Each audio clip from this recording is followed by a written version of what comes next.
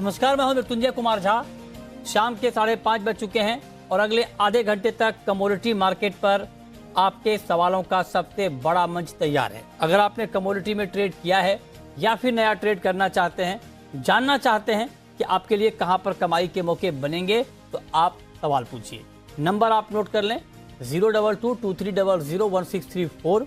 इसके अलावा आप 02223001635 पर भी अपना सवाल पूछ सकते हैं।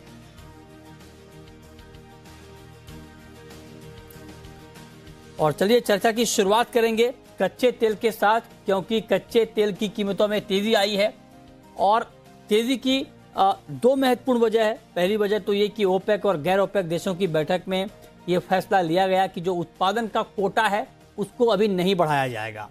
मतलब ये कि दिसंबर से भी 4 लाख बैरल की ही बढ़ोतरी होगी उत्पादन में, उससे ज्यादा की नहीं।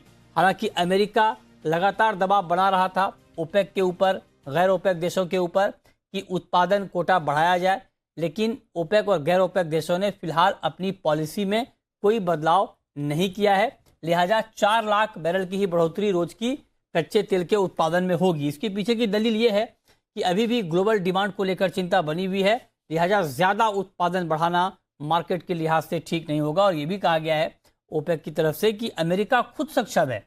अगर अमेरिका को ये लगता है कि हाँ ग्लोबल डिमांड को फुलफिल करने के लिए ज्यादा उत्पादन होना चाहिए, तो अमेरिका अपनी तरफ से उत्पादन बढ़ा सकता है। इसके लिए अमेरिका सक्षम है। लेकिन अब सवाल यह है, एक तो ये खबर हो गई जिसका इंपैक्ट हमने प्राइस के ऊपर देखा।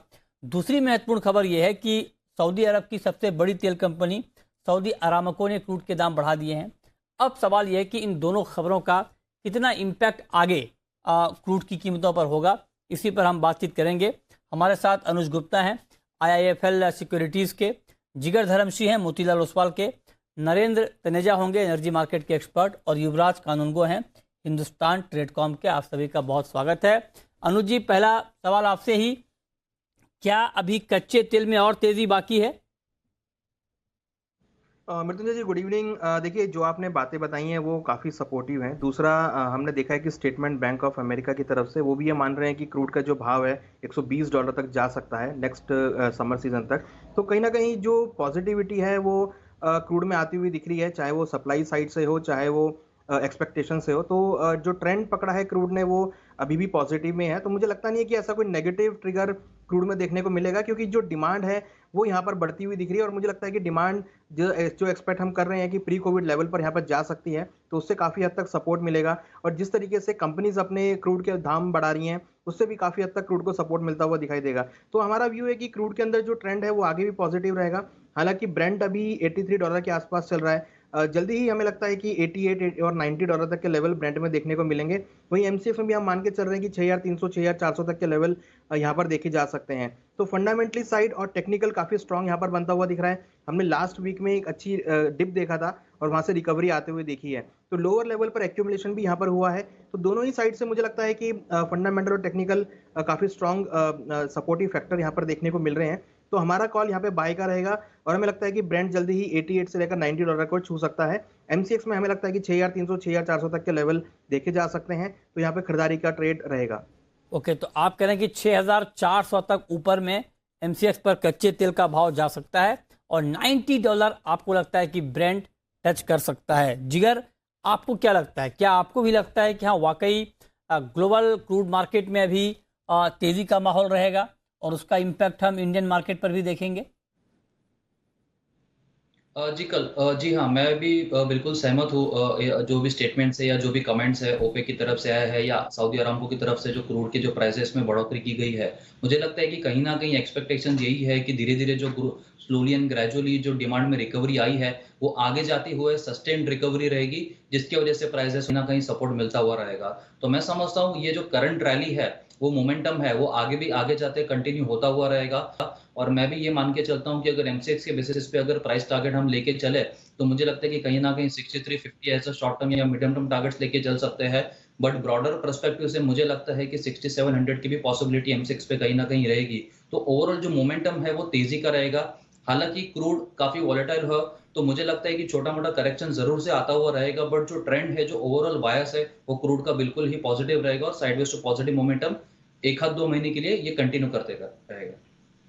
ठीक है, तो दोनों एक्सपर्ट का ये मानना है कि कच्चे तेल में अभी तेज़ी का माहौल बना रहेगा और आपके लिए इंट्राडे में भी बाइंग की राय है 6165 के टारगेट के लिए। ये जिगर का मानना है और अनुज जी भी कह रहे हैं कि आज के लिए आप क्रूड खरीद सकते हैं 6220 के टारगेट के लिए। तो ये दो टारगेट है और दोनों एक्सपर्ट मान रहे हैं कि आज क्रूड में आपके लिए बाइंग का मौका बनेगा। फिलहाल मार्केट प्राइस है 6130 का। ठीक है, तो ये बात हो गई कच्चे तेल की। लेकिन एक सवाल मैं अनुज जी आपसे और पूछना चाह रहा हूं, क्योंकि जो ओपेक प्लस की जो मीटिंग हुई, अब अगली बैठक 2 दिसंबर को होनी है, उसमें यह कहा गया है कि ग्लोबल डिमांड को लेकर अभी भी कंसर्न है। तो मतलब अगर इसको थोड़ा गंभीरता से लिया जाए तो क्या ये एक फैक्टर होगा जो क्रूड की तेजी को आगे रोक सकता है?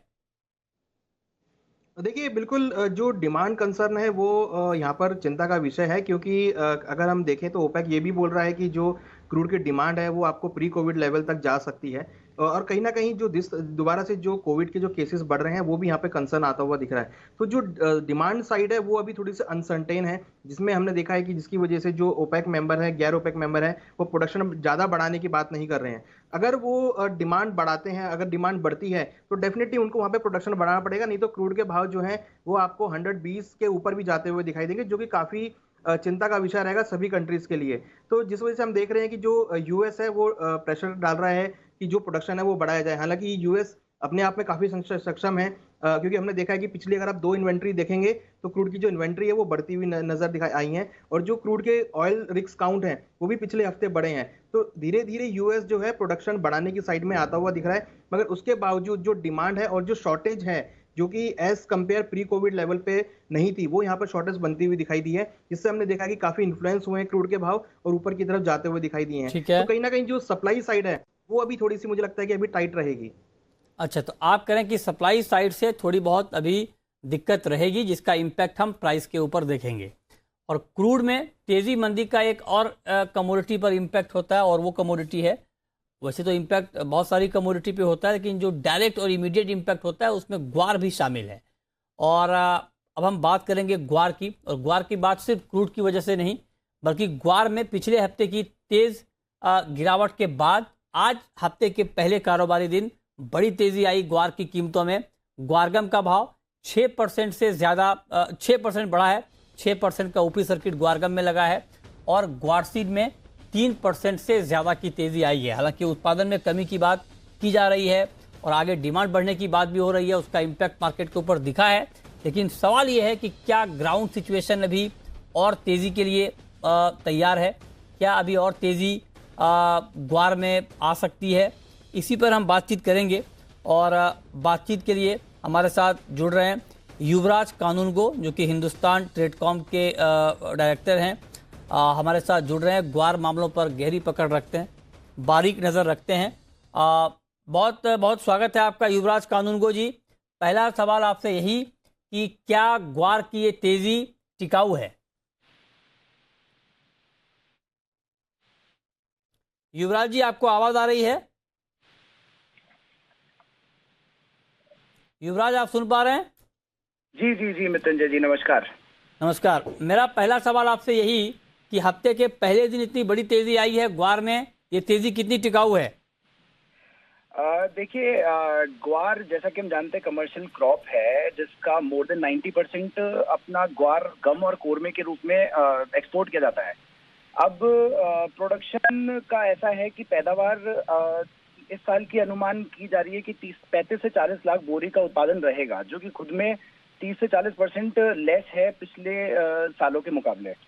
और अभी जो करंट प्रोड्यूस भी हम देख रहे हैं तो वो अपीयरेंस में ब्लैक येलोइश थोड़ी आ रही है, which is not standard up to standard of NCDEX. तो ग्वार में तो मेरी समझ से तेजी ही है यहाँ से फर्दर, क्योंकि प्रोडक्शन में भी थोड़ा सा प्रेशर है और डिमांड भी थोड़ी थोड़ी सी ओपन होती नजर आ रही है इसमें। अच्छा, लेकिन आप बताएं जरा, क्योंकि उत्पादन कम है, ये बात तो मार्केट में है पहले से, और उसका इम्पैक्ट हमने प्राइस के ऊपर भी देखा, दाम बढ़ गए। अब पूरा दारोमदार एक्सपोर्ट के ऊपर है कि एक्सपोर्ट की डिमांड कैसी रहेगी, उसी के आधार पर आगे अब ग्वार मार्केट की चाल तय होगी। तो आप जरा ग्राउंड सिचुएशन बताएं कि इस वक्त ग्वारगम की डिमांड, एक्सपोर्ट डिमांड कैसी है?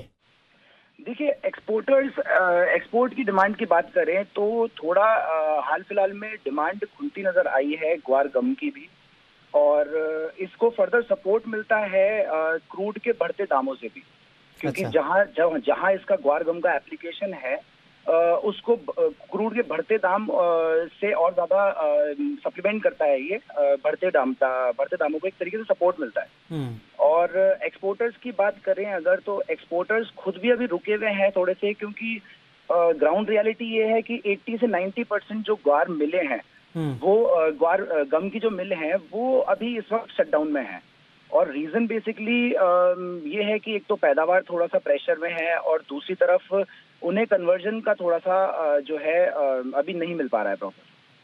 तो ये तो ग्राउंड रियलिटी है ग्वारगम की।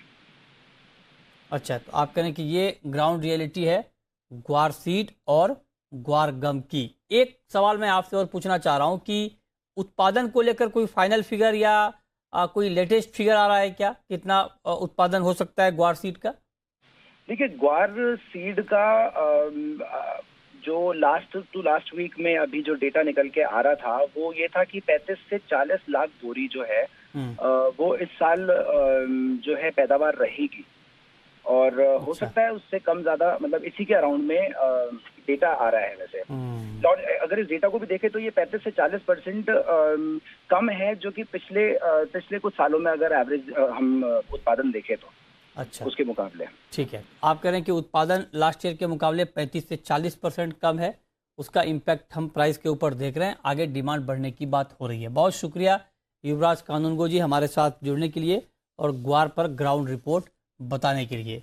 लेकिन अनुज जी, अब आप जरा बताएं कि ट्रेडिंग की स्ट्रैटेजी ग्वार में क्या होनी चाहिए? जो लोग ट्रेड लेना चाहते हैं, कल जब मार्केट ओपन होगा तो क्या ट्रेड लिया जाए?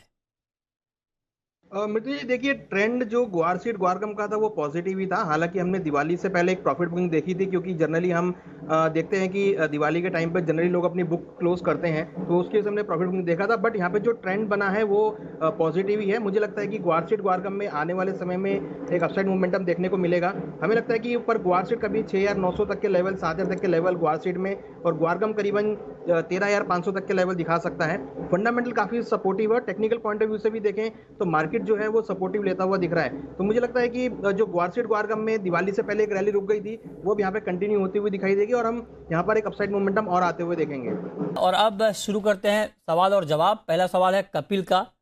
कपिल जुड़ रहे हैं हमारे साथ। पूछिए Kapil ji. Good evening sir. Good evening, पूछिए। सर, मैंने ग्वार सीड दिसंबर कॉन्ट्रैक्ट 6900 में बाय किए हैं 6900 पे। अच्छा। और सर, जैसे आप देखा ग्वारगम में 6% का सर्किट पे ही बंद हुआ है, तो कल देख सकते हैं 100-125 रुपए की तेजी यहाँ से सर 7000 क्रॉस दे सकते हैं सर। जिगर बताइए। जी हाँ, मुझे लगता है कि ओवरऑल मोमेंटम पॉजिटिव है। जिस तरह की हम तेजी देख रहे हैं ग्वारगम और ग्वार सीड दोनों में ही, तो मुझे लगता है कि ये तेजी आगे भी कंटिन्यू रहेगी, और तकरीबन 2 से लेके 4% तक की ओवरऑल मोमेंटम है। तो मुझे लगता है कि बने रहना चाहिए, और अगर स्टॉप लॉस अगर प्रेफर करना है तो 67, 20, 25 के रेंज में एक स्टॉप लॉस मेंटेन करके पोजीशन होल्ड करके चल सकते हैं। क्या टारगेट ध्यान में रखना चाहिए? जी, मुझे लगता है कि इनिशियली जो टारगेट रहेगा वो 7100 का रहेगा। 7100 का लेवल्स अगर ब्रीच हो जाता है तो 7250 का नेक्स्ट टारगेट हो सकता है। ओके, ठीक है। नेक्स्ट कॉलर कपिल हैं कोल्हापुर से। पूछिए कपिल। मुझे चांदी फिजिकल में बाय करना है। अच्छा, चांदी 58 फिजिकल के में भाव में आपको भी नहीं कर पाया, 62 के भाव में भी नहीं कर पाया। ओहो, कब बाय करना पड़ेगा? तो आप अभी लेना चाहते हैं फिजिकल में? हाँ, कौन से भाव में लेना ठीक रहेगा? बताइए अनुज जी। फिजिकल में इनको चांदी खरीदनी है, मार्केट 65,000 के आसपास घूम रहा है, क्या ले लें या थोड़ा वेट किया जाए? देखिए, मुझे लगता है कि ले लेना चाहिए, क्योंकि अगर हम देखें तो गोल्ड ने $1,800 का लेवल जो है वो ब्रीच किया है, और जो फंडामेंटल फैक्टर है वो भी काफ़ी सपोर्टिव है। मुझे लगता है कि करंट रेट से भी ले सकते हैं, और अगर हम आने वाले 2 महीने तक बात करें, ईयर एंड तक अगर हम बात करें, तो मुझे लगता है कि 68,000 से लेकर 70,000 तक के लेवल आपको चांदी में देखने को मिल सकते हैं। तो अभी भी जो लेवल है वो सपोर्ट के आसपास है। मुझे लगता है कि एक अच्छे लेवल है जहां पर आप खरीदारी का ट्रेड बना सकते हैं। अच्छा, ठीक है। नेक्स्ट कॉलर हमारे साथ जोधपुर से जुड़ रहे हैं। पूछिए। हेलो सर, नमस्कार। नमस्कार, पूछिए। सर जीरे के बारे में जानना चाह रहा हूँ सर, जीरे के बारे में बताइए। जीरे के बारे में आप जानना चाह रहे हैं। 15,515 ये आज का क्लोजिंग प्राइस है जीरे का। 1% से ज्यादा की तेजी के साथ जीरा बंद हुआ है। बताइए क्या किया जाए जिगर? जी मुझे लगता है कि जीरे में थोड़ा सा अपसाइड मोमेंटम अभी भी है, बट मैं बहुत बड़ी अपसाइड फिलहाल के लिए नहीं देख रहा हूँ। मुझे लगता है कि 15,800 से लेके 16,000 के करीब का लेवल्स एक बार देखने को मिल सकता है। तो मैं सजेस्ट करूंगा शॉर्ट टर्म के लिए बाइंग में जरूर से रहना चाहिए, बट 15,100 से 150 के बीच में एक स्टॉप लॉस मेंटेन करना सही रहेगा। तो ओवरऑल मोमेंटम बाय रहेगा और 15,150 का स्टॉप रखना होगा 16,000 के टारगेट के लिए। ठीक है, राहुल हैं हमारे साथ, राहुल गुप्ता मुंबई से। पूछिए राहुल जी। हेलो, नमस्ते सर। नमस्कार, पूछिए। सर ग्वासी दिसंबर कॉन्ट्रैक्ट 8,000 कब तक हो सकती है, और सर सोयाबीन दिसंबर कॉन्ट्रैक्ट 6,000 कब तक हो सकता है? ग्वार 8,000 और सोयाबीन 6,000। बताइए अनुज जी। देखिए ग्वार में तो मुझे लगता है कि आपको, क्योंकि अब जो नवंबर कॉन्ट्रैक्ट है वो तो एक्सपायरी की तरफ है, तो आप दिसंबर के कॉन्ट्रैक्ट में लेंगे तो मुझे लगता है कि नेक्स्ट दिसंबर की एक्सपायरी तक आपको मींस आने वाले 10 से 15 दिनों में आपको ये रेट आ सकते हैं, क्योंकि ट्रेंड इसका पॉजिटिव और स्पीड मोमेंटम भी होता है। आप देखेंगे आज भी 6% का सर्किट है, तो ट्रेंड मुझे लगता है कि जाता हुआ ऊपर दिखाई दे रहा है। तो आपको 7500 से लेकर 8,000 तक के लेवल आपको नेक्स्ट 10 दिनों के अंदर देखने को मिल सकते हैं। वहीं अगर हम सोयाबीन की बात करें तो सोयाबीन में मुझे लगता है कि अभी जो तेजी है वो थोड़ी सी यहाँ पे ब्रेक लगती हुई दिखाई देगी, क्योंकि फेस्टिवल सीजन ऑलमोस्ट कंप्लीट होता हुआ दिखाई दिया है। दूसरी तरफ जो अराइवल है मंडियों के अंदर वो कंटिन्यूस बने हैं, तो सोयाबीन की अराइवल भी इस बार काफी अच्छी है और जो पैदावार है वो भी यहाँ से 10 से 15% बढ़ती हुई दिखाई दी है। तो मुझे लगता नहीं है कि सोयाबीन में आपको ज्यादा तेजी देखने को मिलेगी। हो सकता है कि सोयाबीन के भाव आपको आने वाले समय में नरमी की तरफ जाते हुए दिखाई दें, और हमारा मानना है कि आने वाले समय में आपको 5100 से लेकर 5,000 तक के लेवल सोयाबीन में देखने को मिल सकते हैं। तो सोयाबीन में तो खरीदारी का ट्रेड मुझे लगता है कि अवॉइड करना चाहिए। हाँ, ग्वार सीड में आप अपना बाय का ट्रेड को होल्ड कर सकते हैं। ठीक है, और इस वक्त हमारे साथ जिगर ठक्कर जुड़ रहे हैं गुजरात से। पूछिए ठक्कर साहब। नए साल की शुभकामनाएं सर जी। आपको भी बहुत बहुत शुभकामनाएं जी, पूछें। इंट्राडे में गोल्ड का बाय करना है तो कौन से भाव से बाय करूं? इंट्राडे में गोल्ड बाय करना है तो किस भाव पर बाय करूं? ओके, आज 47,971 ये गोल्ड का ताज़ा भाव है। बहुत ही रेंज का मार्केट है। किस भाव पर ट्रेड लिया जाए जिगर? जी मुझे लगता है कि एक मौका जरूर मिलेगा थोड़े निचले स्तरों पर। तो 47,900 से लेके 47,850 का जो रेंज है वो काफी अच्छा लेवल रहेगा गोल्ड में इंट्राडे के खरीदारी के लिए। हावेवर जो अपसाइड है वो काफी लिमिटेड रहेगी, बिकॉज हमने देखा है कि एक ब्रॉडर रेंज में मूव हो रहा है। तो मुझे लगता है कि 48,100 48,200 का अपसाइड का टारगेट रहेगा, और जो स्टॉप लॉस फॉलो करना होगा वो 47,700 के करीब का रहेगा। तो हल्की सी गिरावट पे खरीदारी करके चल सकते। ठीक है, अब वक्त है रैपिड फायर राउंड का।